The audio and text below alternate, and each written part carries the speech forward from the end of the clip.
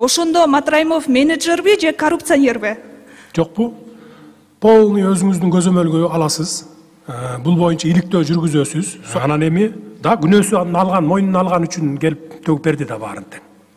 Анан Сокулуктун Гавриловка айылында ошо мамлекетке тийиштүү мектеп жана башка социалдык абалдар жеке адам тарабынан кайрадан эле мамлекетке сатылып кеткен экен.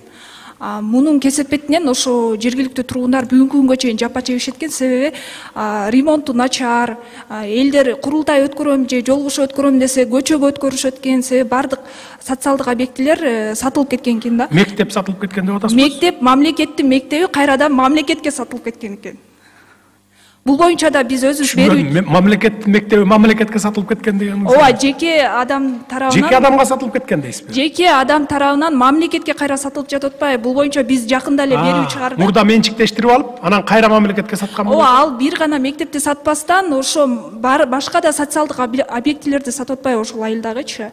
Ушул нерсеге дагы көңүл бөлүп койсоңуз, деги эле негизи мамлекеттин мүлкүн кайра мамлекетке сатканга өзү мүмкүнбү? Бул биринчи суроо. Экинчи суроо, айрым депутаттар Матраимов менеджер, аны кайра алып келиш керек деп айтып атышат да. Анан башкы прокуратура ошол эле учурда Матраимов 17 000 фурадан ар биринен $860 алып турган деп журналисттик иликтөөнү ырастап берген. Аны сиз да билесиз.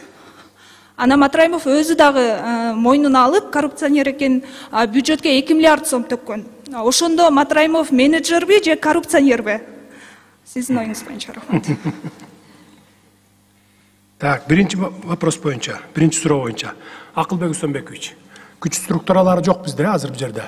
Жокпу? Полный өзүңүздүн көзөмөлгө аласыз. Бул боюнча иликтөө жүргүзөсүз. Сокулук боюнча мектепти, кандай мектепти менчиктештирип алган кайра мамлекетке саткан бул? Кандай десек болот муну? Башка объектилерди дагы менчиктештирип алып, анан кайра эле мамлекетке саткан жагы. Бүт териштиргиле дагы коомчулукка, мына ушу журналист айымыбызга толук маалыматты бересиңер. Коомчулукка өзүбүздүн немелер аркылуу, массалык маалыматтар аркылуу бергиле. Матраимов боюнча да 2 миллиард сом бюджетке төктүрдүк, билесиздер. Андан сырткары дагы мүлктөрүн алдык. Мүлктөрүн бул баягы торговый центр, ал бүгүн биздин мамлекетке өтүп, жана неме болуп атат го, центр обслуживания населения сон. Ошондой болгон. Андан сырткары квартиралар алынган. Аларды биз кимдерге бердик? Врачтарга бердикпи? Врачтарга бердик. Анан эми да күнөөсүн алган, мойнуна алган үчүн келип төгүп берди да баарын тең.